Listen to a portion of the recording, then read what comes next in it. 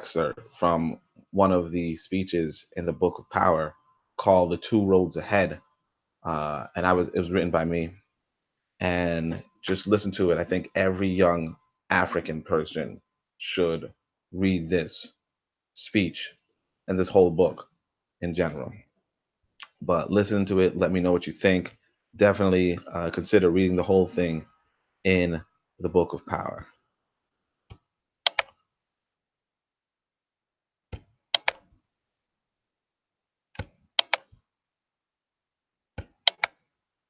Some men are a cancer, and this is not an exaggeration. Cancer wills to destroy everything, notwithstanding its survival. Cancer has an uncertain origin, a mix between foreign agents and mutations. Cancer thrives in toxicity and unhealthy practices, and cancer must be fought against before the point of no return. If Ta is looked at as the host, the point of no return is global warming. The foreign agent is the Neanderthal, and the cancer is the hybrid, or, in common terms, the whites. African, what are you? The body Ta esteemed your administration. With few exceptions, the land itself thrived under your 200,000-year rule. You perfected mathematics and civilization. You built countless monuments, from the largest in the Niger's Erido, the most intricate in the Nile's labyrinth, and the most prolific in the Pernetra, all over Africa, Eurasia, and as far as the Americas. You managed animals to where you could massage even a chicken to lay more eggs. You learned medicine that could cure stomach diseases and treat the lungs. You contributed to combat arts that surpassed perceived limits. You even commanded animals in war, from obedient war elephants to birds which could drop rocks onto unsuspecting soldiers. You were masterful rulers, rewarded with jewels, gold, and most valuably, a relationship with Amun. And you even hunted Neanderthals and their hybrids to the point of extinction, such that the fear of dragons, which you wore on your armor, continued until very recently. But now Ta despises you. You sit by as the hybrids, human cancer cells you are meant to destroy, have become masters of Ta and masters of you, Ta's defense system.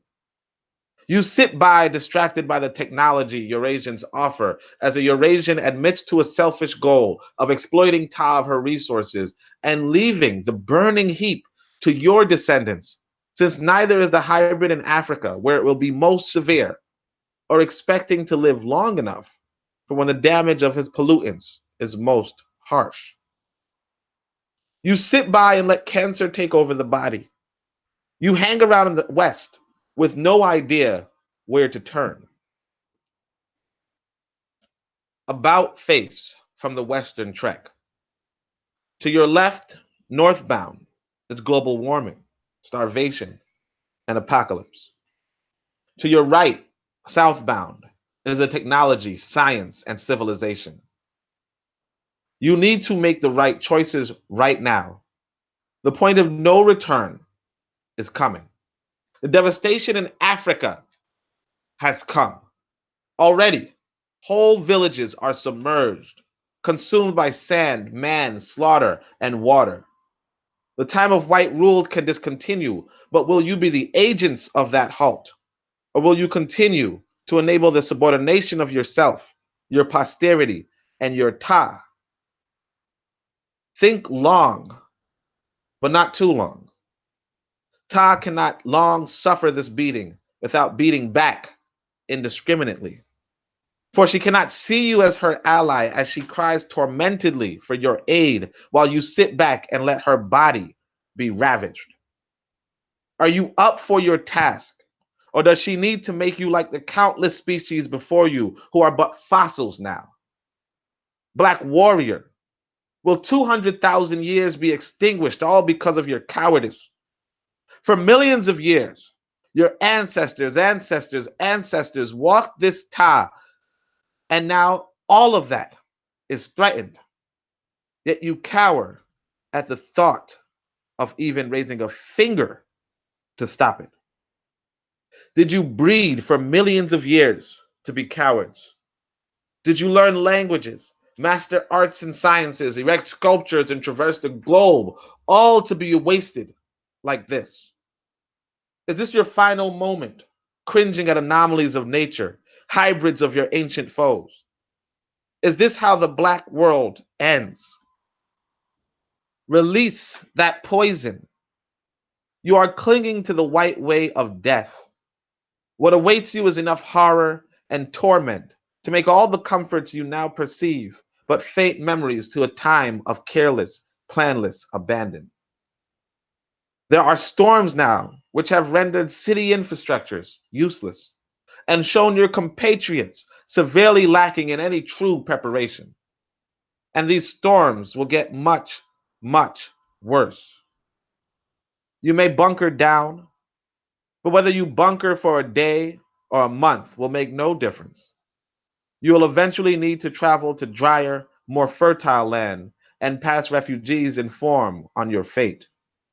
They found their historic enemies waiting with militant organizations and a body of law that respects black genocide. They were ambushed for not preparing for the oncoming world. You may retreat into books, but what will you do when the ocean herself rises and takes your library for a swim? Those great books you've esteemed now dissolved in bodies of water you can't even drink. You may do nothing and only invest in entertainment, the divers, trinkets, and gadgets now in Eurasian markets. But they will only be interesting artifacts in distant museums that will tell the white survivors of your distracted cowardice. They can caption your rested devices.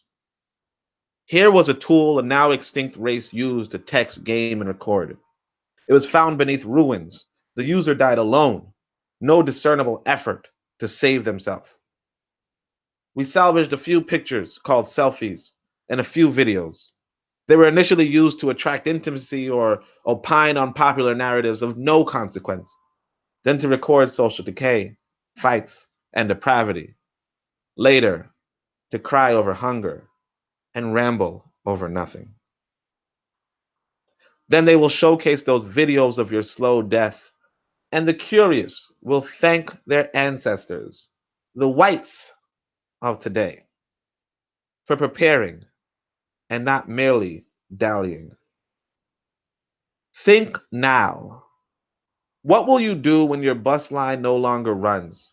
Your car cannot be made into a raft, and everything you've deemed important enough to keep and unimportant enough to hoard is being carried off with the water current. What will you do then? So that's the partial excerpt from the Book of Power. It's called The Two Roads Ahead. It was written by Onitaset Kumat, myself, and I thank you for listening. I encourage you to read it, get the book yourself, get the book for another young African. There is loads of content in here that we really need to read, consume, and of course, it starts off with analysis to put it all into perspective, into the perspective of us building actual power in our lifetime and for the lifetimes after us. So I encourage you to read it. I want you to get it. Go to the website, thebookofpower.wordpress.com.